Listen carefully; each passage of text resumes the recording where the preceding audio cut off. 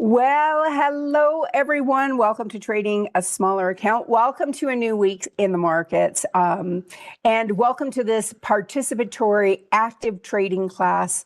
I'm glad to have you all here. I want to thank in particular those of you who are here live and are so participatory in the chat. So to Sia and Denaroo and ABQ Bill and Curtis and Paul and APA and O'Keefe and Chris and Bill and Kevin and Sharon and the rest of the gang. Thank you all for being here and for being such an active part of this class. I also want to thank Kevin Horner. He's a friend and a fellow coach. Many of you see him in the mornings as the market open at 9:30 Eastern. He does a wonderful class called Trader Talks, which I really appreciate because then I spend a lot less time doing a market overview, which means we can place more trades. And so my question to you is, how many of you like to see example trades? Go ahead and type it into the chat. And then my second question is, how many of you like to see trades being actively managed? Because what we're going to do today, and I say today is being brought to you by the numbers 6, 2, and 4, because I want to place 6 new trades today. And those trades are going to be placed on 3 stocks, and we're going to have a conversation around the 2 different trades we're going to place on those stocks, and then why we might place one trade versus the other. And then we're going to be able to compare them. So 6 trades is a lot of trades to place in one class.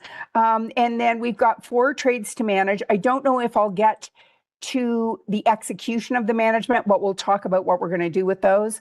And then we have 2 buy rights where the covered calls have expired, worthless, or we close them out. And so we're going to place some new covered call trades. So roll up your sleeves, everybody, because we got a lot to do. If you aren't following me on X, you want to get on that at Barb Armstrong CS, Kevin Horner at Kevin Horner CS. We're posting content there on a daily basis that we think you'll find helpful and informative. We do a lot of options example trades in this class. Know that options carry a high level of risk and aren't suitable for all investors. We use the Paper Money software application on the Thinkorswim desktop platform, a brilliant place to learn, hone your trading strategies, make sure you understand the strategy, your trading plan, and what you're doing. And Paper Money is the perfect place to do that before you consider trading in a live account. One of the nuances or differences is that short option positions won't be assigned early in Paper Money. That can happen in a live account. So we're going to do a super quick market overview. I've already told you about the rest of the class, 6 new trades, 2 new trades on existing positions, and then 4 trade management. So wish me luck with that. And then if you've never been to a live workshop, Ben, Rachel, and I are heading for Miami. There's an advanced options 2-day workshop, December 19th and 20th. We're also, those 3 of us are getting on a plane this week to go to Houston. So we've closed the registration for that. But if you do want to join us, it's this Thursday and Friday. First day is intro to options. Second day, intro to technical analysis. If you come, we can register you when we get there. And then Kevin Horner will be at the Renaissance in Dallas along with Ben on January 9th and 10th for a 2-day event. And then we're over to the Seattle area at the end of January. So for those coming to Houston this week or Miami next week, please come up and introduce yourself. I have been really remiss in posting pictures of the last event. I'll do that later today. I got a flu bug coming home from Anaheim, and it kind of knocked me flat on my keister for a week or so. So, okay, having said that, here we go. Let's start with looking at the SPX. And we are doing a super quick review. Kevin Horner did a really great market overview at the market open this morning. So if you want more detail on an overview, that's a great place to go. Okay, so when we look at the S&P 500, this is just a 6-month chart. If we back up to like a 9-month chart or a 1-year chart, a pretty obvious uptrend. This index is up 15% year to date, and we're within a stone's throw of the all-time high, even though we are pulling back a little bit today. When we look at the NASDAQ, You know, it's up 20% year to date. Hard to call that anything other than bullish. We recently had a bit of a pullback, saw a diagonal resistance breakout, and it too, if you had a good arm, you know, within a stone's throw of the all-time high. It's up in the neighborhood. Okay. Yes, I did get an immunization. Unfortunately, it was scheduled when I got back from Anaheim, and by then the damage was done, sadly. And the Russell, I mean, it's up there kissing the all-time high.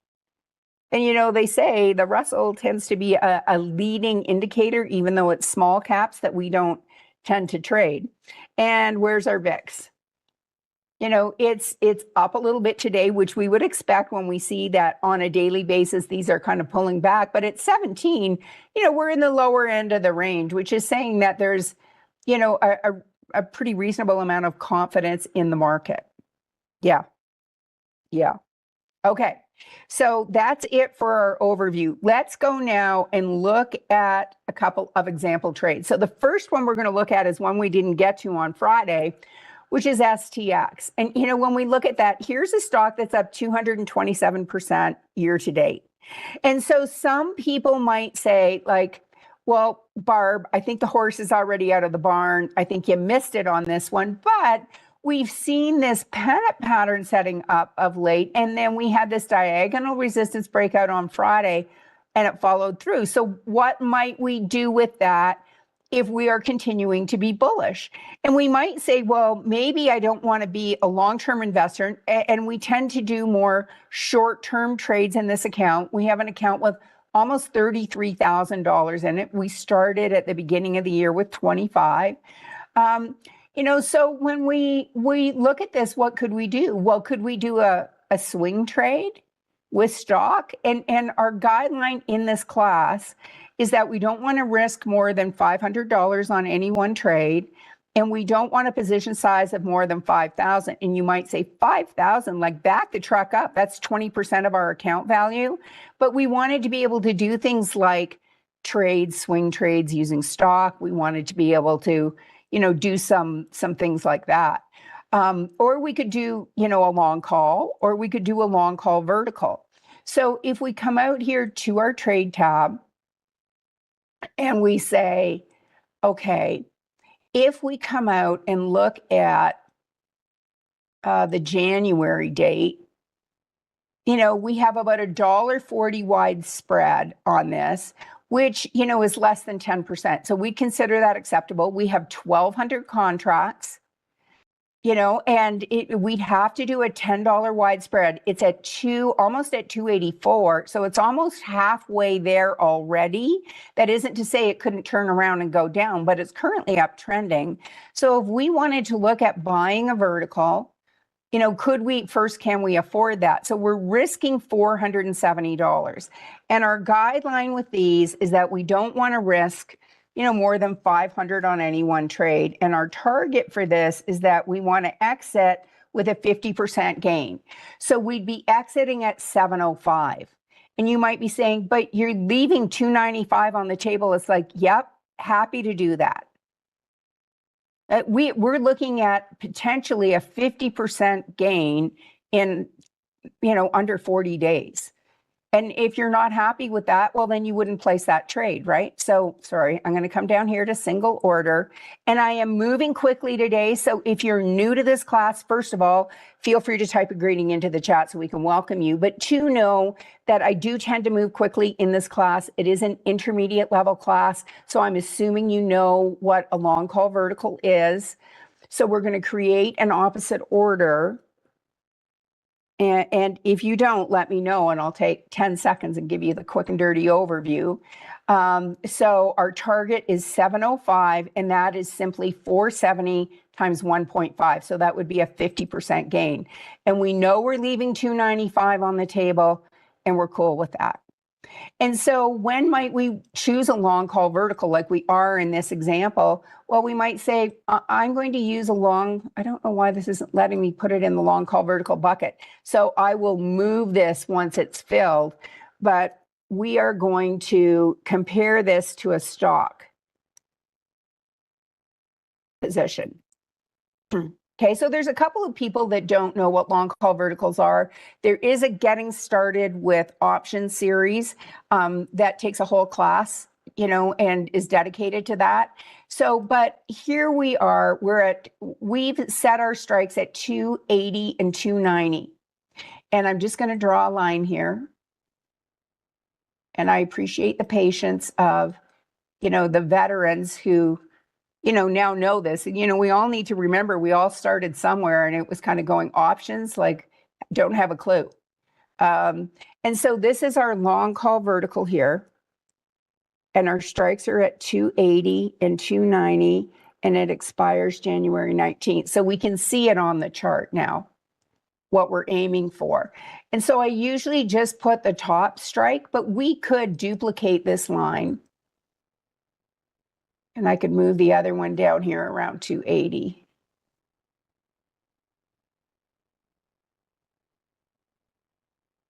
So the idea here is that we are bullish. This is a bullish strategy and it's directional. So what we want to have happen is we want the stock to continue to go up through both strikes, and then we want it to stay above both strikes. So our expectation is that the stock is going to continue to go up, and that it's going to stay up, and that even if it comes back down by, the expiration, it'll be out. And if it moves up pretty dramatically in a few days, oh, that's just a typo. Was it 280, 290? Yeah. So it should be 290.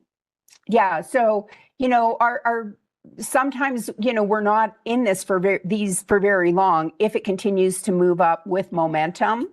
So here, I'll just switch this. So now, what else might we do? Well, we could say here was this previous high around this 297, 298. So could we do a swing target and buy the stock? And you might say, well, excuse me, it's already at 283. So if you had a target of, say, 297 and you subtract 283, that's $14. You're saying like $14, that's not much. Well, it's not nothing. And if you said, well, what would it be as a percentage? Well, if I'm paying, let's call it 284, I'm rounding for the stock, that's still a 4.9% return, if you buy it. Okay. Yeah. So if you buy the stock and put in this short-term target, and we're going to put it in, it's at 297.88. So let's put our target just below the previous high. So we're going to have, this is called a swing target. And it's going to be at 297. Okay. So we're going to show that on the right. And then we're going to compare these. And so if we're buying stock, and you may say, like, hello, this is a 5,000, this is a 280, almost $84 stock, and we can only put in $5,000. Well, okay, so 5,000. We don't have to be able to buy 100 shares. Let's round to 284. So we can buy 17 shares. So if we bought 17 shares and we made $14 a share, we'd make, and I know that, I had the other number in there. So we'd make over, say, $240. Well, $240, we call that a base hit in this class. We only started the class with 25,000. So that's almost 1% of our total account value if this trade works out. Now, what if it doesn't? And where might we put a stop? Well, we might say, hey, it broke out here around this 268 level. So let's put a stop 2% below that, 268 times 0.98. So if our stop is at 262, we're risking $20 a share times 17. 20 times 17. So we're risking 340. Is that less than 500? Yep. So we're good. Okay. Okay, so how do we put that in? Well, we're going to come to trade. stock, and we are going to buy custom with an OCO bracket. So we want to get out if it goes down to 262.64, 262.64. Oops, is the 2 in there? Let's close that. Yep. And we want to get out if it comes up to, what was our target? 297. Okay. And out at 297.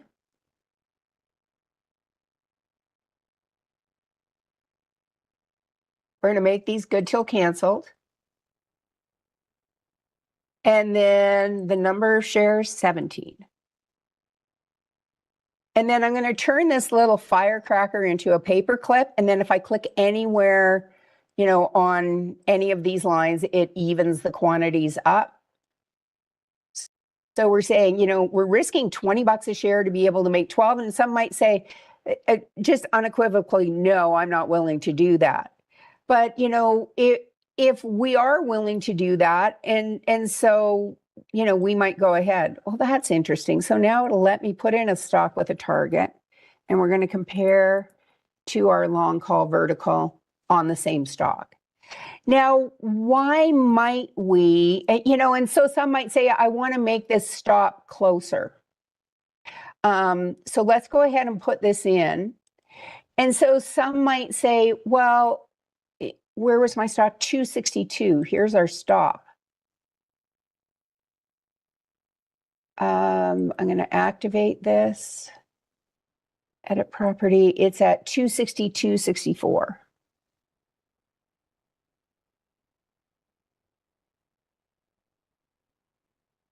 So here's even if you don't trade options, here's something we can use the options table for. So at 262.64, between now and let's say the end of December. So if I come to the trade tab and I come to December 26th, and let's come to 20. Oh, I came to 120. I don't want that. So if I come to 262, this is the price. What is the probability of it touching? It's almost 60%. It's 58%. And you may say, well, that's below a support level, so I think that my probabilities are higher. But according to this, that's the probability. And the more we snug this up, the higher the odds of it being stopped out. And it may just come down and kiss your stop and then turn around and go back up. So it's sometimes you feel kind of damned if you do and damned if you don't. But what we're trying to do is pick a stop that we do not think it will get to, even if it comes back down to this support level, that this support level will hold and it will continue on up. And that's the reason that in our mind, we decided a trader might decide to go with this uneven skew where the potential benefit that we've assigned is lower than that, you know, the potential loss. Okay. So, and why might, if you were just doing one trade, if a trader had to pick between the two, well, you might say, well, I'm kind of bullish short term, but the fact that there's, that should maybe be January 19th, January 16th. And I'll fix that after the class because we have a lot we want to cover. So this should be January 16th is our expiration. And some might say, I'm more comfortable just with a stock trade in general. I don't really trade options. So then you might do a swing trade if you wanted to do something short term. Or if it takes a little longer to get there, I don't want to have to worry about the time pressure of having this January 16th deadline. And somebody's saying, why not pick out of the money like 285, 290? Well, to come out to January 16th, I don't have a $5 wide option. It's 10 only. I could come to January 9th, you know, but then, you know, I don't have much volume here on the $5 wide spreads. not enough volume, and look at the bid-ask spread. You could drive a truck through it. So that doesn't meet our guidelines for trading an option. You know, also when you go out a little further, well, a lot can happen, but if the market pulls back a little, we have a little more time to recover. Okay, so that's the first one. Let's go now to TJX. This was another one that was on our list on Friday that we didn't quite get to. And, you know, so this looks like it's come up and maybe pulling back. So, you know, if we were going to meet again tomorrow, we might say, maybe we just wait on that one and see. Like now, obviously, when we look at this, when I looked at this earlier this morning, this trend was continuing, right? Like it's now down by only 26 cents, but it opened and it's already come all the way up here. But let's go to the third trade idea on our list. And I want to show you also one, because people often ask, especially in the surveys, they say, how do you choose the stocks you choose? Well, I just look at a lot of different trade setups. And so Apple has been uptrending, but what are we seeing today? Today, we're seeing an inverted hammer or a doji pattern, a candle of indecision. But if you come to our trading a smaller, getting started with technical analysis class, or if you do the minis, look at the minis on the candlestick patterns. This candlestick pattern technically requires confirmation. We consider that sign that this support level is continuing to hold, this diagonal support level, if the next day it closes above the body of this candle. And we don't have that yet. So if we're following our guidelines, you know, this is a more aggressive entry, and we may not, with the market doing what it's currently doing, want to take a more aggressive entry. Okay, so that's going to lead us to Albemarle. Try and say that. I feel like I have marbles in my mouth when I'm saying Albemarle.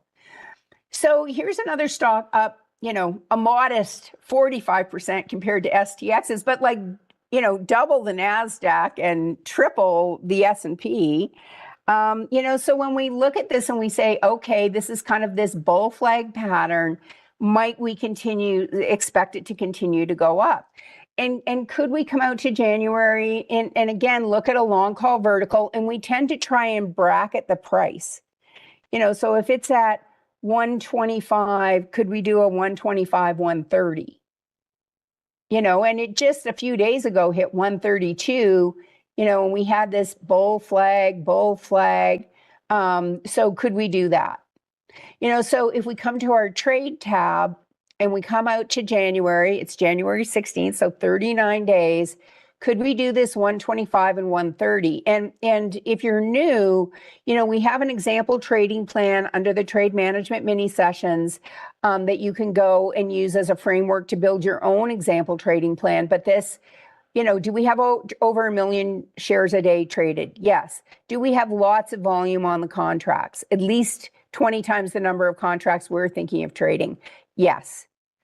Do we have a tight bid-ask spread? Is it less than 10%? Like, is it less than 95 cents? Yeah, it's 50. So we're good there. Next question is, can we get, you know, make our 50% potentially? Well, this is sitting at 215. So what would our target be? 215 times 1.5. Our target's like 322. And so if we say, okay, how many contracts could we do? We could do 2. So we're going to make it 2 contracts that we're risking 430. Is that less than 500? Yes. Yeah, so the last 3 days on Apple, we would have been waiting because there isn't a sign that this pullback is yet complete from a technical perspective. And if our rule is we wait until the pullback is complete and we have confirmation on the charts, like we don't trade what we think, we trade what we see. At least that is the rule some traders go by. You know, so there we go. So we are going to create an opposite order. Our target is going to be 322. And you may be saying, like, are you nuts? Why are you getting out at 322 when we could make another $180 a contract? Well, because 50%, we're saying as traders with that trading plan that 50% is our goal. And if we can make that, so we're multiplying 218 by 1.5. Well, which the number has changed since I first put it in. So now it should be 327. So 327 would be 50%. And then we're going to look at our long call verticals on a daily basis. And if it's down 50%, that's when we exit. And we're going to compare this to a stock position. Our stock with a target. Okay. So when we look at the chart, you might say, well, the last time we did a swing target, we're pretty close to that swing target. I mean, and still like if we went up to 132.90, that's $7. So 7 divided by 125, that's still 5.6%. And we might say, hey, that's good enough. Like, let's not be greedy. Like, we're the Barb's base hit brigade here. So we could do that. I'm kind of tempted actually to do an example with that. But if you didn't want to do that, if you wanted to be a little more aggressive, what else could you do? Well, we could bring out our friends, the Fibonacci's. This is just another example of a target. Say, hey, we had this little bull flag, came up, came down. We're now trading above the high of the low day.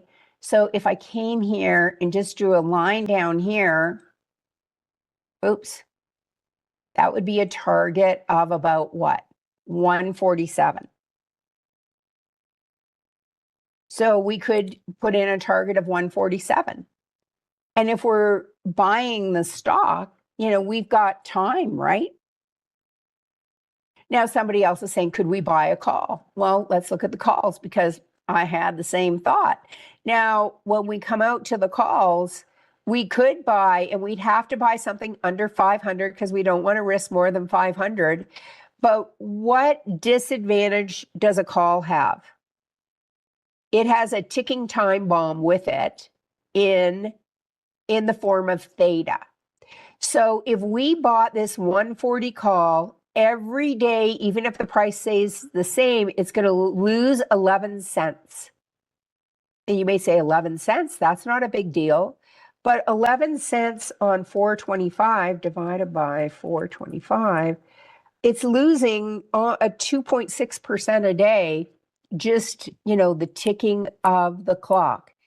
And we've got Christmas coming up where the market's closed, and time decay is going to accelerate as we get closer to expiration. Like when we look at December 19th, now here's time decay. 24, 25 cents a day. So it's got to move within the time frame where, if we buy the stock, it's a bigger investment. So you have to invest more money. But, so it's, you've got these trade-offs to make, but we could see you as saying, we could buy a call. And absolutely we could, but it's that time decay that can get you. And so you might just say, well, you know what, let's just do this short term. How many shares could we buy? Well, okay, 5,000, let's see, 5,000. Divided by, I'm going to round up to, 125.50. So we could buy 40 shares. Okay. So if we say, okay, if we bought 40 shares and we could make, $7 a share, that's 280. Yeah. Somebody's saying, well, if we sold a put, but if you sell a put, if you don't then put in something, you've got to put in an exit because then your risk is really to zero. And so, if the stock were to go to zero, now the odds of Albemarle going to zero are not high, but anything is possible. Okay, so let's put this one in as a swing, but we could do a target at 147. Or we could do, we could do half at one. We could do 20 at the swing target and then do 20 at the 147 target. And the swing target would be, let's make it 132.36. So that makes it an even $7. Okay, now where are we going to put our stop? Well, here is our recent low just 3 trading days ago at 117.61. So if we put our stop 2% below that, that would be 115.25. Okay, so that's where we're going to put our stop. So below this 23% line here. Okay. Yeah, so if you want to see the odds of it going to zero, like if we come here, let's go back to Barb's Basics. So for January, you've only got a 3% chance of it going down to $80 in the next 39 days and being below that. So the odds of it going all the way to zero are very, very small. Okay. So there we go. Okay, so we are going to put in our stock trade, and we're going to do this as 2 transactions with an OCO bracket. The first target is going to be our swing target. So really, we're doing kind of 3 trades on this. And this is going to be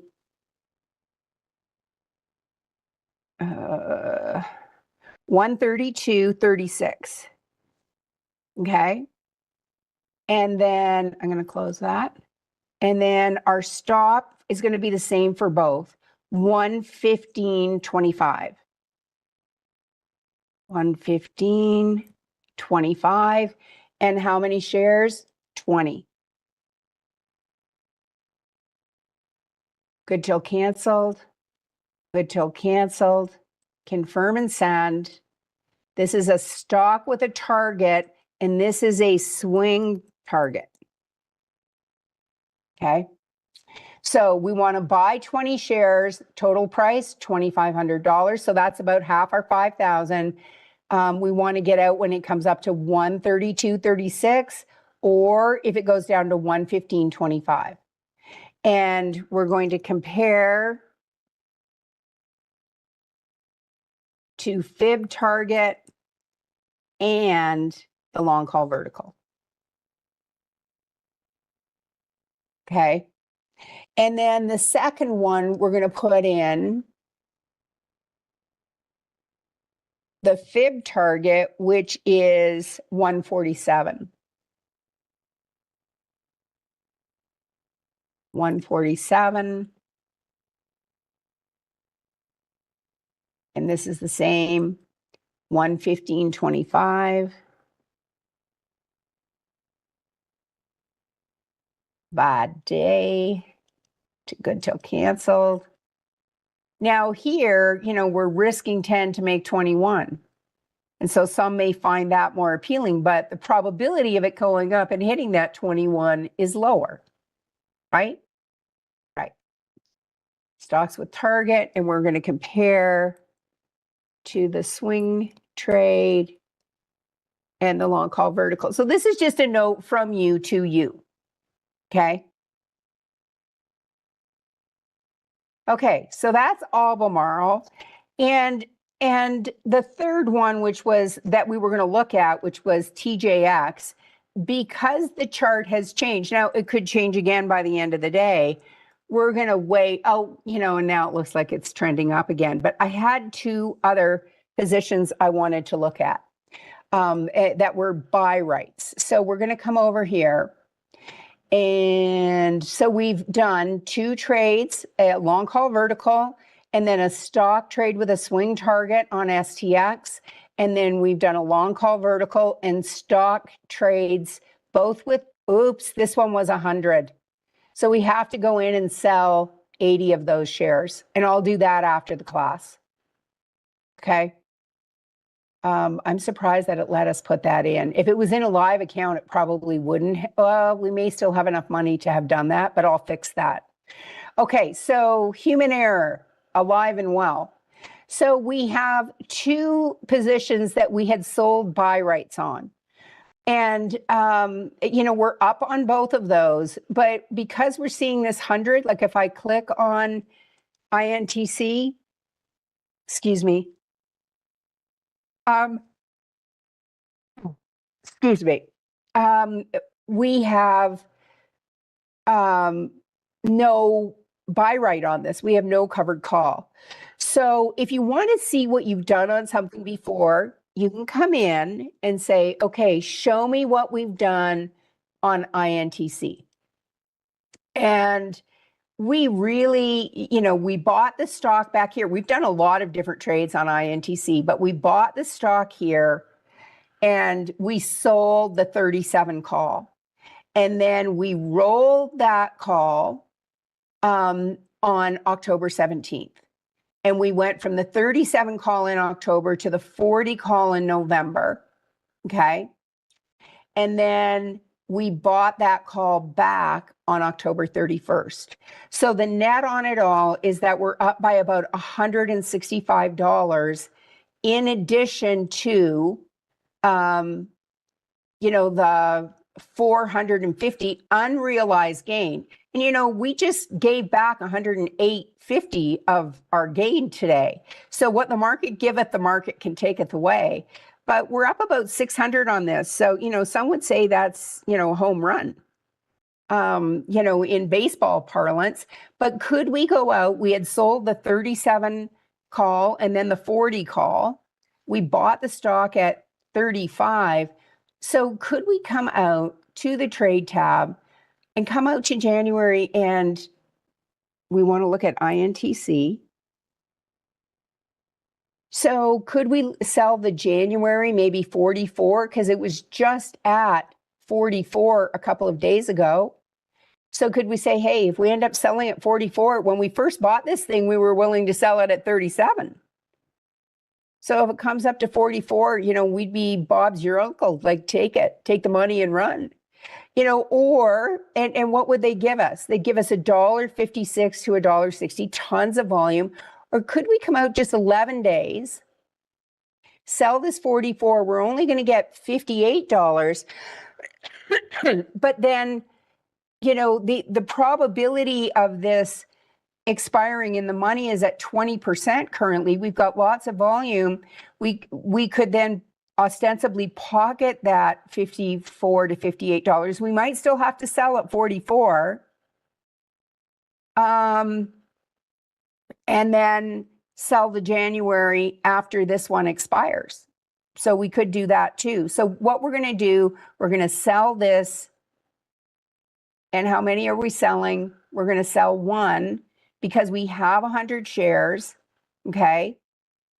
See if we can get 55 cents for it. And then we are going to put this in our buy right covered call bucket so that it's snugged right up there with the stock that we're selling it on. So that's INTC. The second one that we had done this with was GFS. So GFS we're up about $200 on, and we had sold two covered calls on GFS. The first one we sold for $1. We bought it back for 33 cents. That expired in October. Then we sold the same call again for 80 cents in November. Okay, so we're up about $147 on those covered calls that we have sold, in addition to the 200 of unrealized gain in this example trade. So could we come out? So here's GFS. Could we come out? And it's up close to that 40 again. So could we come out and look at the 40 for December? Well, that's 80 to 95 cents we get. Or could we do the January? We get more, but then we're tying ourselves up longer. And so we're going to do this one that's 11 days out. It's saying, we have almost a 40% chance of it expiring in the money, an 80% probability of it coming up and at least kissing that. It's at 39.27 right now, but we have this hanging man candle, which is a sign, a potential sign, again, like the hammer at support. We'd want to see confirmation, but this is a sign that it may be pulling back after, this double bottom pattern with a breakout. And so, if we sell this, then if it pulls back a couple of days, we still have our stock and we may have made a little cheddar along the way. So we're selling a single, okay? And we're just doing one. Let's see if we can get, 83. Never hurts to ask, right? The answer is no if you don't ask. And we're going to put that in our buy right covered call bucket again. Okay. So in total now, we have done, if we're looking at our filled orders, we have put 7 orders in so far today. Okay, so now we only have 5 minutes left, but I wanted to look at, you may say, well, how many trades do you tend to have on? Quite a few. And when we look at our long call verticals, and we aren't going to look at Google today because there's multiple trades in there, but with Lamb, there's no chiclet. And so, what happened was, if we come to LRCX, that means in all likelihood that we put in a good till canceled on our target, and that's it. We put a day order in instead of good till canceled, and that's exactly what happened. So here we opened these on November 3rd. They expired December 16th. So we are going to go in, create a duplicate order, and actually with the fill we got, that target should be 345. So we're just going to put our target back in. And that's for our long call vertical. And then we have to look at Triple M. Triple M, we're down by 42%, okay? And Amgen, we're down by 89. So let's look at Triple M first. So we want to look at the ones that are close to us saying we need to get out. And so with this one, some might just say, I know it's not quite at 50% yet, but I'm going on a vacation or whatever it is, and I'm just going to exit this trade now because I was expecting this to continue to go up, and it has broken through that support level. And as we get closer to expiration, the odds of the short strike being assigned are higher, and then we would have our max loss. So when we look at this and it's through both strikes, I used to think, well, obviously I've incurred my max loss. But when we look at Triple M, we're at,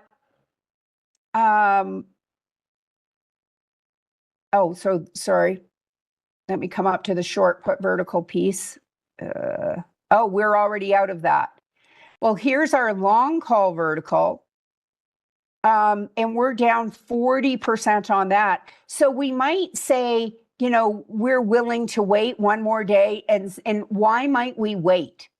We might wait saying, well, maybe this support level will hold, because we have a few weeks, but if it breaks through that, then we're going to get the losses will continue. So you can either exit now, or you could say, I'm going to wait another day, see if this support level holds, because we haven't lost everything yet.